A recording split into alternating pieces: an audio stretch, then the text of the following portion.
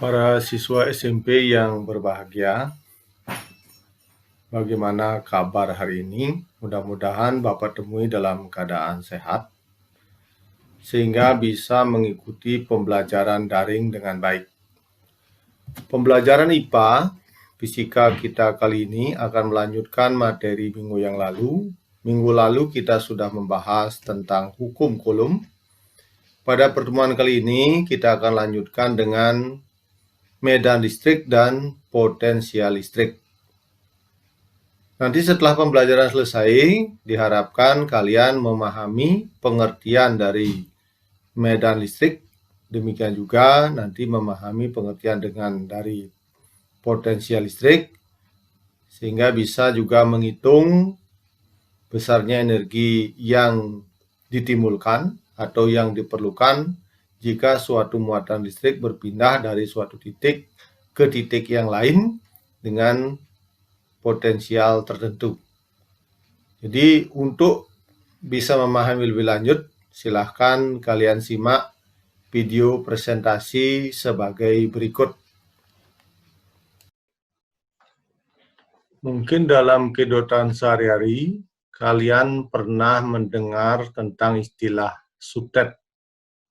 Subtet itu merupakan singkatan dari saluran udara tegangan ekstra tinggi. Jadi kalau kalian pernah melihat tower-tower listrik yang berisi dengan kabel pengantar listrik, maka di sekitar tower tersebut itu merupakan daerah medan listrik. Di sekitar muatan listrik yang masih dipengaruhi oleh gaya listrik, itu disebut dengan medan listrik. Medan listrik itu digambarkan sebagai garis-garis gaya listrik. Untuk muatan positif, ini untuk muatan positif, garis gayanya adalah menjauhi muatannya. Sedangkan untuk muatan negatif, garis gaya listriknya itu adalah mendekati muatannya. Sekali lagi, untuk muatan positif, garis gayanya menjauhi muatannya. Sedangkan untuk muatan negatif, garis gaya listriknya itu adalah mendekati muatannya. Artinya semakin dekat dengan muatan listrik, maka medan listriknya semakin kuat. Semakin jauh dari muatan listrik ini, maka medan listriknya pun semakin lemah.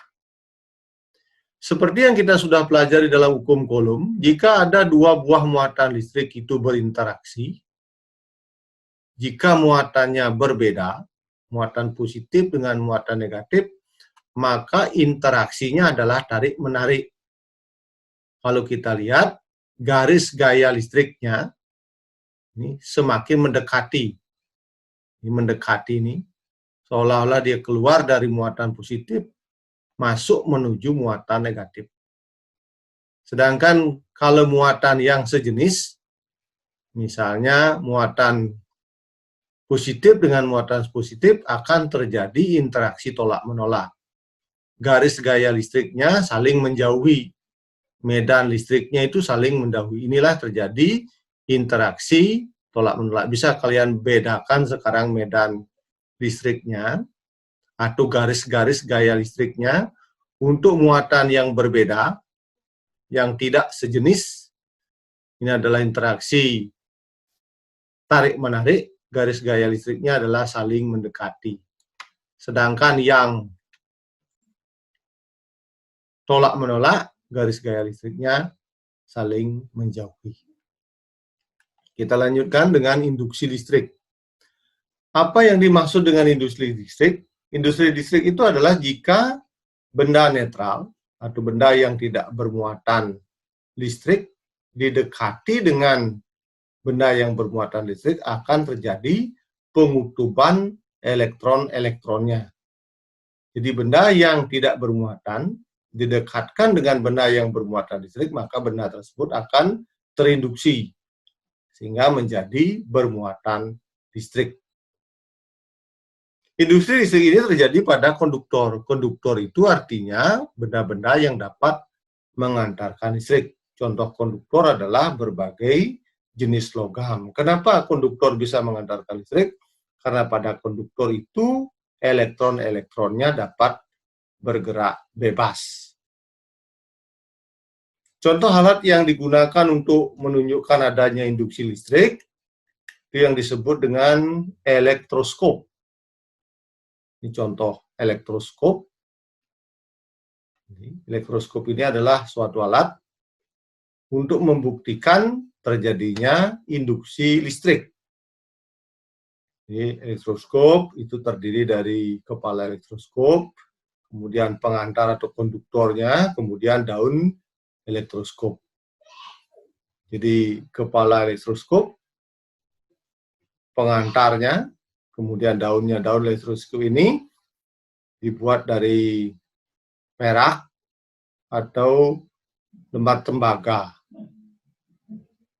Bagaimana cara kerjanya? Bisa diperhatikan sebagai berikut. Jika elektroskop itu didekatkan dengan benda bermuatan positif, maka elektron-elektron itu akan berkumpul di kepala elektroskop. Kemudian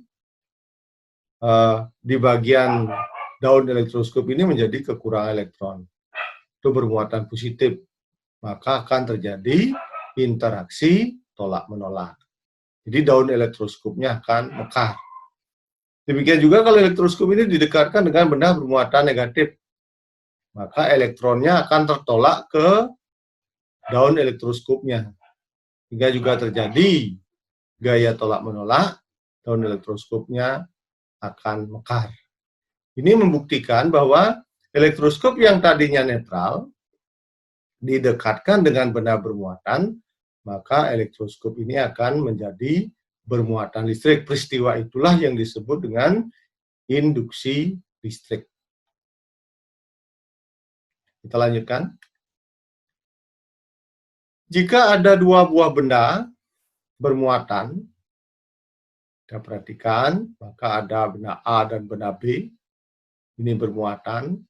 Kalau kita lihat bahwa muatan positif pada benda B ini lebih banyak dibanding muatan positif pada benda A. Ini artinya elektron pada benda A lebih banyak dibanding elektron pada benda B. Sehingga elektron itu akan mengalir dari A ke B, sedangkan arus listrik itu mengalir dari B ke A. Dengan demikian bahwa dikatakan potensial B lebih besar dibanding dengan potensial A. Jadi muatan positif yang lebih banyak itu memiliki potensial yang lebih besar. Elektron mengalir dari A ke B, sedangkan muatan listrik atau arus listrik itu mengalir dari B ke A. Elektron mengalir dari potensial rendah ke potensial tinggi, sedangkan arus listrik mengalir dari potensial tinggi ke potensial rendah. Artinya, terjadinya arus listrik itu akibat dari perbedaan potensial. Jadi karena ada beda potensial antara B dan A, atau antara A dan B, maka terjadilah arus listrik. Kalau arus listrik itu mengalir, maka akan terjadi energi listrik. Jadi persamaan potensial listrik, persamaannya adalah seperti ini, W sama dengan Q kali P. Artinya, besarnya potensial listrik, energi potensial listrik ini, yang sering disebut dengan usaha listrik, sebanding dengan besarnya muatan yang berpindah, dan sebanding pula dengan beda potensialnya. Jadi besarnya energi listrik sebanding dengan besarnya muatan yang berpindah dan sebanding pula dengan beda potensialnya. Jadi artinya kalau beda potensialnya besar, energinya besar. Muatan yang berpindah itu banyak, maka energinya pun besar. Contoh, ini ada sebuah soal, tentukan besarnya energi listrik yang diperlukan untuk memindahkan muatan listrik sebesar 50 kolom dengan beda potensial 6 volt. Diketahui Q-nya 50, P-nya 6, usaha listrik atau energi listriknya berapa. Dari persamaan bahwa W itu sebanding dengan Q dan P. Maka W itu sama dengan 50 kali 6. 300 Joule. Contoh yang lain, muatan listrik sebesar 0,55 kolom, setengah kolom, berpindah dari suatu titik dari P ke Q memerlukan energi sebesar 60 Joule. Pertanyaannya, tentukan besarnya beda potensial antara titik P dan titik Q. Jadi yang ditanyakan adalah beda potensialnya.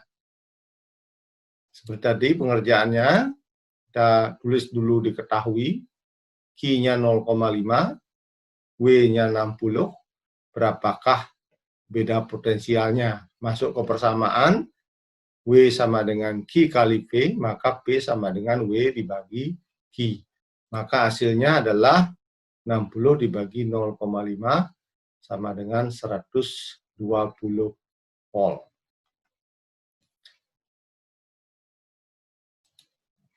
Nah, demikianlah anak-anak materi kita pada kesempatan kali ini. Nanti silahkan simak dengan baik, dipahami dengan baik, buatlah deskripsinya sebagai catatan. Jika kalian sudah memahami, silahkan kerjakan tugasnya. Terima kasih atas perhatiannya, selamat belajar.